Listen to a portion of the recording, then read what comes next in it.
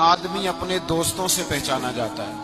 आदमी की पहचान ये नहीं होती कि वो खुद क्या है, उसकी पहचान ये होती है कि वो किसके पास उठता है, किसके पास बैठता है, किसके साथ उसका ताल्लुक है, कहाँ उसका आना जाना है। हुजूर अलैहिस्सलाम ने फरमाया तेरे दोस्त तेरी पहचान बन जाएंगे। तू ये नहीं कह सकता कि मैं 15 बुरे लोगों में बैठता हूं तो मैं 16वां हूं तो मैं सही हूं। ये तू कैसे कहेगा? अगर कोई बंदा तुझे आके कहे कि तू फलां का दोस्त है तो तुझे देख लेना चाहिए कि तेरी गर्दन झुक जाएगी या तेरा सर उठ जाएगा।